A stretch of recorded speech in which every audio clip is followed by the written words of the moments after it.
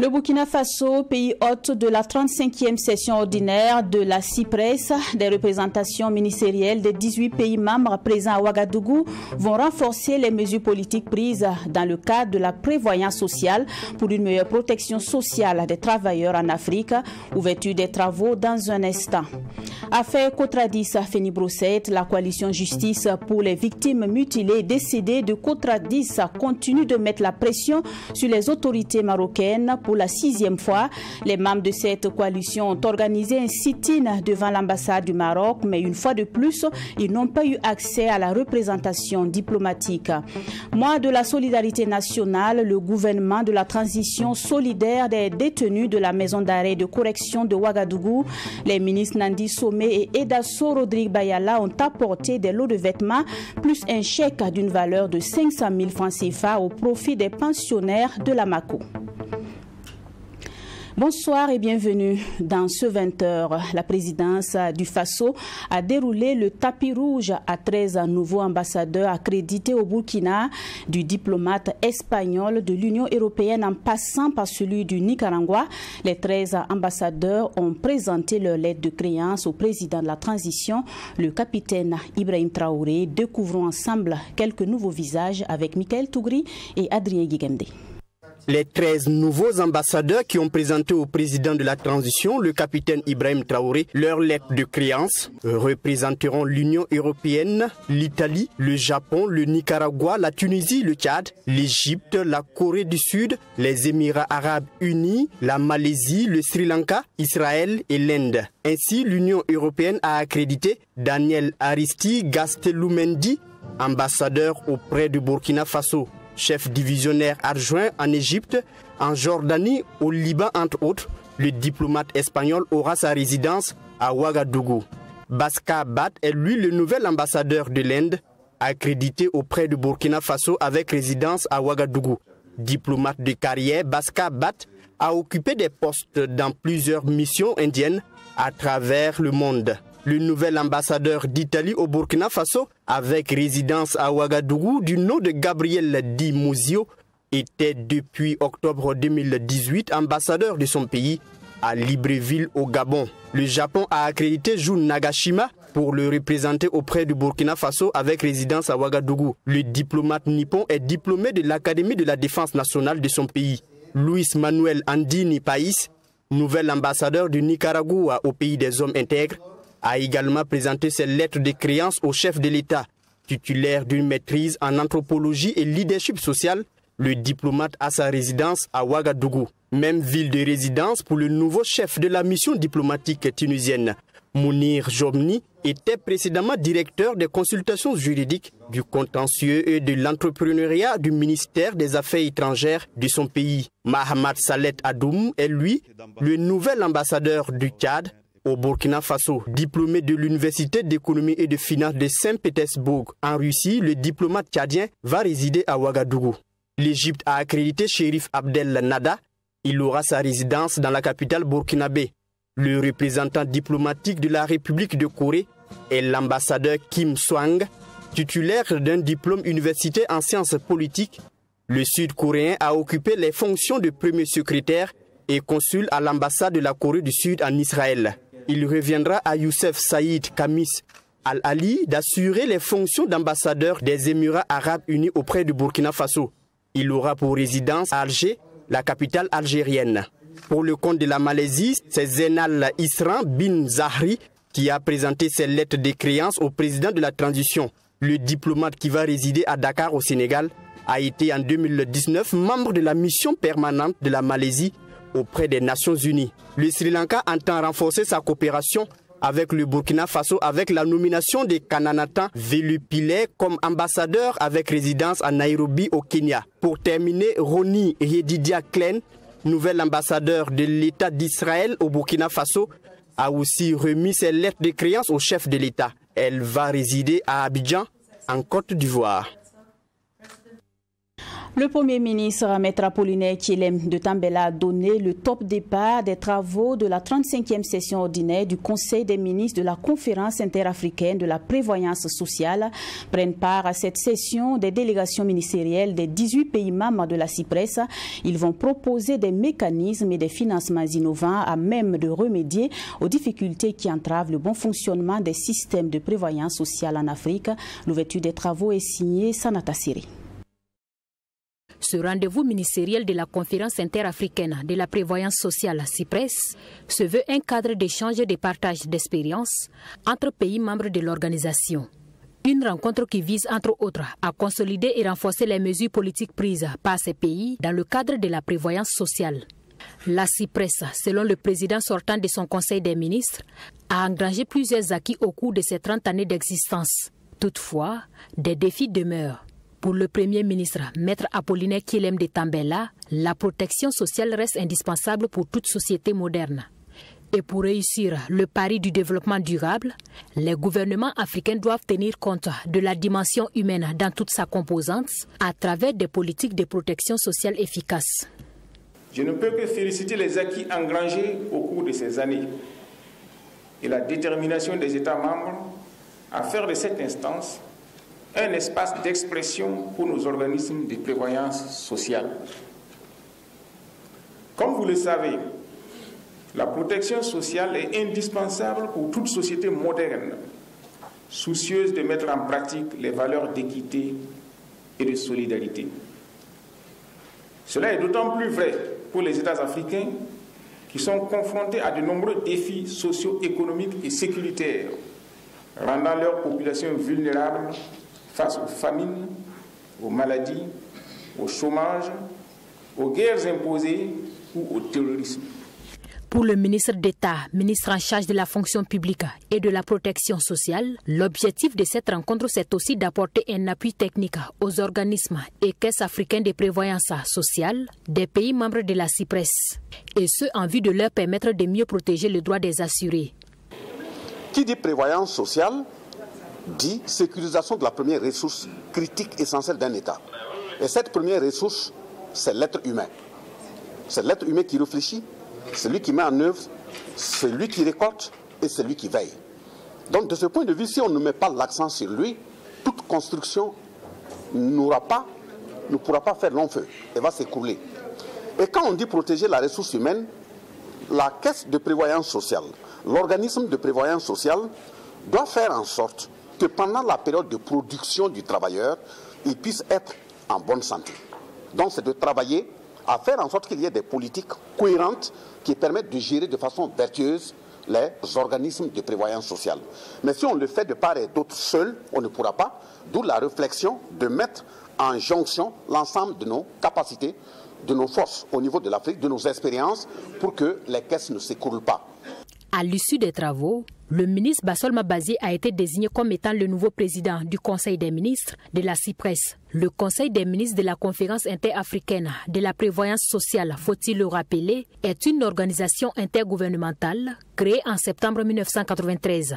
Il regroupe 18 pays de l'Afrique de l'Ouest, de l'Afrique centrale et Madagascar.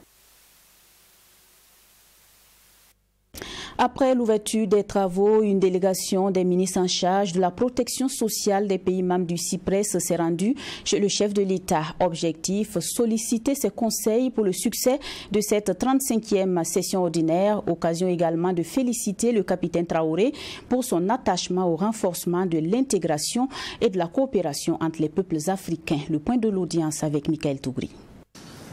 Le président de la transition, le capitaine Ibrahim Traoré, a reçu en audience une délégation des ministres en charge de la protection sociale des pays membres de la Conférence internationale de la prévoyance sociale présents à Ouagadougou dans le cadre de la 35e session ordinaire de l'organisation. Nous avons eu le privilège ce matin d'être reçus par son Excellence, Monsieur le Président de la transition du Burkina Faso, à qui nous avons exprimé notre profonde gratitude pour l'accueil chaleureux et fraternel qui a été réservé à l'ensemble des délégations, mais également pour toutes les facilités qui ont été mises à notre disposition pour nous permettre de mener nos travaux dans de bonnes conditions. Nous lui avons également exprimé notre remerciement. Les ministres et les représentants des 18 pays membres de la CIPRES, selon le ministre togolais de la fonction publique, ont également fait le point des sujets inscrits à l'ordre du jour de cette 35e session au chef de l'État burkinabé, le capitaine Ibrahim Traoré, et sollicité ses sages conseils pour un franc succès de ses activités. Il a aussi traduit la reconnaissance de ses pairs au chef de l'État pour son attachement au panafricanisme, au renforcement de l'intégration et à la coopération entre les peuples africains. Comme vous le savez, nous organisons notre 35e session à un moment où l'Afrique de l'Ouest et le Sahel sont confrontés à des défis sécuritaires majeurs. Et donc nous avons saisi cette opportunité pour réitérer à son Excellence Monsieur le Président de la Transition, au gouvernement et au peuple du Burkina Faso, à la fois nos admirations et nos encouragements pour la bravoure et la détermination avec lesquelles, autour du président de la transition, le gouvernement et le peuple burkinabé sont en train de mener la lutte pour retrouver la dignité et faire en sorte que nos pays puissent bénéficier et jouir des conditions de paix, de sécurité et de stabilité nécessaires à notre développement. À l'issue de cette 35e session du Conseil des ministres de la Conférence internationale de la prévoyance sociale, le ministre d'État, ministre en charge de la fonction publique du travail et de la protection sociale burkinabé, Bassolman Bazié, va prendre le relais en tant que nouveau président du Conseil des ministres de la CIPRES. Merci, Excellence. Les lignes ne semblent pas bouger dans l'affaire Cotradis Feni-Brousset et la coalition justice pour les victimes mutilées et décédées de Cotradis continue d'user des moyens de pression sur les autorités marocaines pour que les Burkinabés victimes impliquées dans l'affaire puissent être dédommagées. Pour la 6e fois, ils ont tenté de rallier l'ambassade du Maroc avec des doléances adressées au chef de la diplomatie marocaine. Comme les fois précédentes, ils ont été interceptés par la compagnie républicaine de sécurité. Mithiam Touré nous donne plus de détails. Cela fait la 6e fois que la coalition Justice pour les victimes mutilées et décédées de Cotradis manifeste devant l'ambassade du Maroc pour se faire entendre. Pour le sitting du jour, et comme les autres fois, les manifestants ne pourront pas atteindre la porte de l'ambassade. Bloqués par la CRS à quelques encablures, ils sont obligés de procéder par des échanges afin de trouver une solution. Quelques instants après, entente a été trouvée et une délégation est autorisée à franchir la porte de l'ambassade. Cette fois, la coalition a eu gain de cause puisque la lettre a été bien reçue. Le papier était en tout cas réceptionné, on nous a donné même affiché de réception. Pas le conseiller de l'ambassade, mais pas l'ambassade lui-même. Donc on va profiter de votre micro pour remercier tous ceux qui ont accepté, qui se sont déplacés pour venir soutenir camarade Yada. À la grâce de Dieu, en tout cas, on ne peut pas vraiment, il y a eu des forces de l'ordre qui nous a encadrés, qui a rentré, et celui qui nous a accompagnés, c'est chef Bailly. Les CRS, c'est chef Bailly qui nous a accompagnés, on a rentré, tout était bien passé, il n'y a pas de problème. Dans cette lettre, la coalition demande à l'ambassadeur du Maroc au Burkina de s'impliquer afin que les travailleurs de Cotradis puissent être dédommagés après avoir gagné le procès. Pour ces manifestants, les négociations semblent fructueuses. Par conséquent, il n'y aura plus de sitting. Camarade Yada a gagné. On doit lui donner son argent. C'est tout ce qu'on a demandé. Donner l'argent à camarade Yada, 2 milliards et quelques. C'est tout. Maintenant, ça fait, en tout cas, ça fait 6e fois qu'on vient de poser la lettre comme ça. On leur a dit, mais ça doit être la dernière fois que ça se passe comme ça. Le sitting est fini, on leur dit d'ici demain, M. Yada doit rendre en possession de son argent. D'ici demain, nous sommes aujourd'hui le 15, d'ici le 16 demain. Sinon, les édits prochains, on a encore là, s'ils n'ont pas réglé. Ça peut être, en tout cas, mais je ne pense pas qu'ils vont retarder jusqu'à jeudi prochain. La coalition a profité de l'occasion pour lancer un appel au président de la transition, le capitaine Ibrahim Traoré, afin qu'il se saisisse du dossier pour un bon dénouement. On profite de votre micro pour demander notre président, le camarade président capitaine Ibrahim Traoré, président du Faso, de s'impliquer pour que plus jamais on vienne ici même. On demande le ministre des Affaires étrangères de s'impliquer pour que le camarade Yada puisse rentrer en possession de son argent pour ne pas qu'on vienne ici. Parce que tout le monde sait qu'entre Maroc et puis Burkina, là, le courant là passe bien. Tout le monde sait que 12 mois là, Maroc gagne ici 100 milliards. Mais pourquoi Maroc est incapable d'enlever juste 2 milliards pour donner à M. Yada et puis partir avec les 98 milliards? J'espère qu'ils ont intérêt de payer de l'argent là. Les manifestants ont donc libéré les lieux en donnant une marche de 7 jours à l'ambassadeur du Maroc pour répondre favorablement. Dans le cas contraire, ils adopteront d'autres mesures. Dans le cadre du mois de la solidarité nationale, le gouvernement de la transition multiplie les gestes de fraternité à l'endroit des groupes sociaux vulnérables. Les pensionnaires de la maison d'arrêt de correction de Ouagadougou n'ont pas été oubliés. Après l'orphelinat Omkizito, la ministre Nandi Somé et celui chargé de la justice se sont rendus à la Mako pour apporter du réconfort aux détenus. Ils sont allés les mains chargées de vêtements plus un chèque de 500 000 francs CFA. Les deux ministres étaient accompagnés du champion du 34e Tour du Faso, ambassadeur du mois de la solidarité nationale, Paul Domon. Voyons cela en image avec Diastibo Ouba. Mois de décembre consacré, mois de la solidarité. Le ministre de la Justice et des Droits humains et la ministre de la Solidarité nationale de l'Action humanitaire ont fait une immersion à la maison d'arrêt et de correction de Ouagadougou. La délégation gouvernementale a visité le quartier des femmes qui compte 52 pensionnaires avec 4 nourrissons et celui des mineurs au nombre de 427. Des dortoirs aux ateliers d'initiation au métier, les visiteurs ont pu s'imprégner des conditions de vie des pensionnaires. Nous avions choisi de visiter deux quartiers, le quartier des femmes et le quartier des mineurs. Nous avions vu en tout cas des femmes disciplinées et qui sont accueillis dans un cadre assez propre et c'est ce que nous avions salué. Nous avons encouragé à respecter les règles qui sont édictées dans la maison ici en attendant de nourrir l'espoir pour rejoindre leur famille dans les jours à venir. C'est également la même démarche au niveau du quartier des mineurs.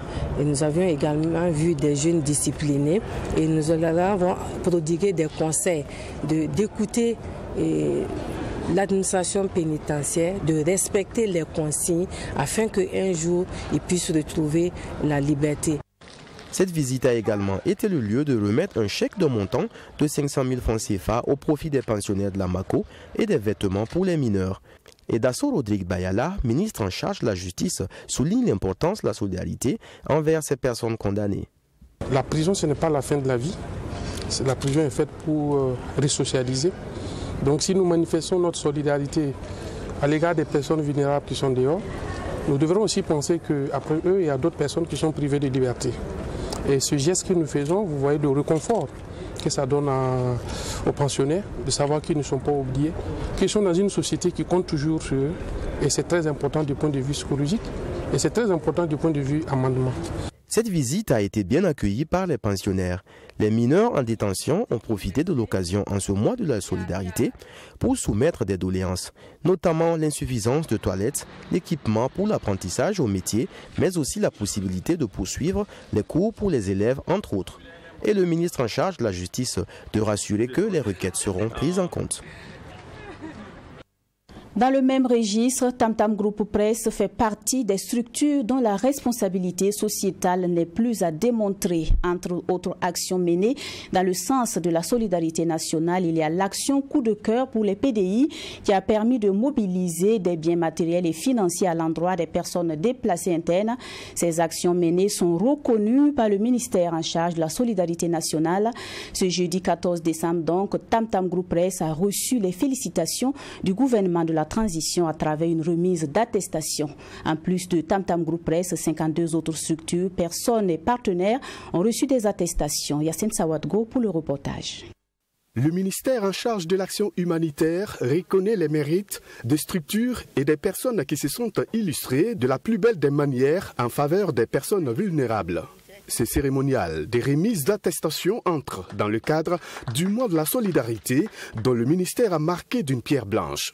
Deuxième du genre, cette reconnaissance est comme une redevabilité selon le ministre Nandi Somé Diallo envers toutes ces bonnes personnes. Nous avions vu des bonnes volontés, des structures, des partenaires mobilisés pour accompagner les efforts du gouvernement dans la prise en charge des personnes, de la population vulnérable de notre pays. Donc il était de notre devoir de leur dire merci. Et nous avions organisé la séance de cet après-midi pour leur traduire notre reconnaissance. C'est l'objet de notre présence ce soir avec toutes les personnes que vous voyez autour de nous et pour leur magnifier et cette reconnaissance-là pour les bonnes actions qu'elles ont eu à poser dans le cadre de l'accompagnement des personnes vulnérables de notre pays. Longtemps dans l'accompagnement des personnes vulnérables et surtout sa première édition de Coup de cœur pour les personnes déplacées internes, Tam Tam Group Presse, ici représenté par le directeur général adjoint des médias, a vu toutes ces bonnes actions reconnues tout comme d'autres personnes. Ils reçoivent ces attestations de reconnaissance pour leur sacrifice et avec beaucoup de fierté et prennent cette distinction comme une interpellation. Nous contribuons en tant que médias à relayer ce qu'il y a comme communication faite par le ministère et travailler aussi dans nos différentes émissions pour que, de façon impactante, les Burkinabés, de façon générale, qui se sentent déjà concernés, trouvent les canaux de pouvoir contribuer, notamment dans le contexte difficile dans lequel nous sommes. On avait, depuis d'ailleurs l'année passée, envoyé ce que nous avions comme coup de cœur pour les PDI, personnes déplacées internes, et ça a eu le succès que cela a eu, que cela soit reconnu aujourd'hui.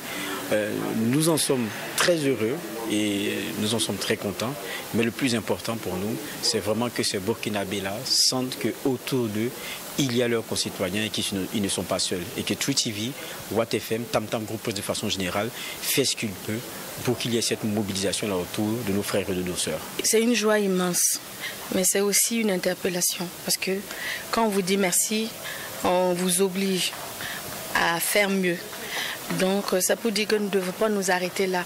Pour dire que nous devons, partout où nous allons, promouvoir la solidarité et faire de telle sorte que les Burkinabés qui nous suivent puissent aussi prendre la mesure des choses et être aussi solidaires autour d'eux. On me remet ça pour me féliciter pour ce que je fais comme petite action, comme petite publication sur les réseaux sociaux.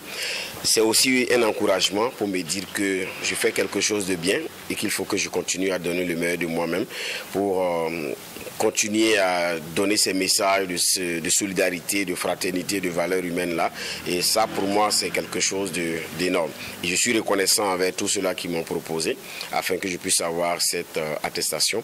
Je prends ça aussi comme une invite à mieux faire et j'espère et je compte travailler pour toujours mériter la confiance de ceux-là qui ont bien voulu me décerner cette attestation. Ils sont au total 52 structures, personnes et partenaires qui recevront des attestations de reconnaissance à l'occasion du mois de la solidarité.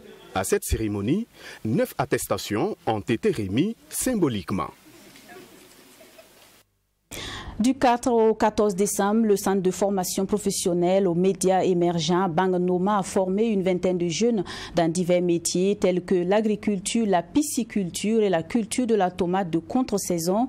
La clôture est intervenue le 14 décembre dernier. En plus des attestations reçues, chaque formé est reparti avec un plan pour mettre en pratique les formations acquises. On reste avec Yacine Sawadgo. Ils sont désormais aptes à mettre en pratique les connaissances acquises après cette formation. L'initiative vient du Centre de formation professionnelle aux métiers émergents Bang Noma pour sa première expérimentation. Débuté le 4 décembre dernier, 3 sessions de formation avec différentes thématiques qui sont l'initiative à la gestion des exploitations agricoles, la culture de la tomate de contre-saison et l'initiation à la pisciculture, entre autres, ont été partagées avec les participants. Le centre Bang Noma, dans sa première phase, a identifié une trentaine de métiers émergents qui sont dans le domaine agro-silvo-pastoral. Tout à l'heure, vous avez vu, on a informé des gens qui sont des gestionnaires de ferme. Ça, c'est un métier, par exemple, émergent. Nous allons former ce que nous appelons, par exemple, des commerçants de volailles. Ça, c'est des métiers émergents. Nous allons former, par exemple, ce que nous appelons des commerçants de briques préfabriquées. Ça, c'est des métiers émergents. C'est des métiers pour lesquels tout de suite, on peut avoir de l'emploi. Tout de suite, on peut aller sur le marché de l'emploi et pouvoir nourrir sa famille et pouvoir contribuer au développement de l'économie locale. Un défi relevé par les fondateurs du centre, Salifou Nikema, qui pense déjà au futur. C'est le premier formé des centres de formation Banganoma. Et comme c'était l'essai, on a jugé bon de le faire gratuitement pour la population burkinabé. Et toutes les personnes qui sont là, ils sont très contents, ils sont très ravis, donc nous aussi nous sommes très contents. Et maintenant, on va réfléchir à voir comment on va faire pour le futur, pour organiser ces formations qui est très bien pour la population, qui est très bon pour la jeunesse. Parce que nous avons fait ça, c'est pour lutter contre le chômage, c'est pour lutter contre l'extrémisme violent. Vous savez que c'est la pauvreté qui amène l'extrémisme violent. Et ces formations aussi, c'est à faire l'appel aussi au gouvernement aujourd'hui qui dit que même dans les écoles primaires, il doit accompagner la culture, l'élevage. C'est dans cette lancée que le centre de formation Banganoma est lancé. D'une vingtaine d'apprenants formés en 2 semaines sur les techniques de base de production agricole et d'élevage.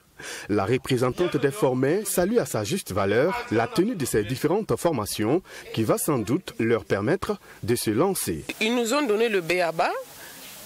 En tout cas, le B.A.B.A. n'est pas un simple B.A.B.A. C'est vraiment au top. Donc moi, je ne savais pas calculer tous les amortissements possibles. Et il y a beaucoup de facteurs qui rentrent en ligne de compte. En tout cas, on nous a fait voir et on nous a même amené des petites enquêtes auprès des différents responsables de chaque unité de production pour que nous soyons capables de détecter tout ce qu'il faut à l'avance avant de se lancer dans une telle activité. Et je pense que c'est vraiment une bonne chose. Le centre de formation professionnelle aux métiers émergents Banganoma a pour ambition d'amener les Burkinabés à s'investir dans l'agro-business pour mettre fin au chômage. Et c'est la fin de ce 20h. Merci à vous qui l'avez suivi. Bonsoir.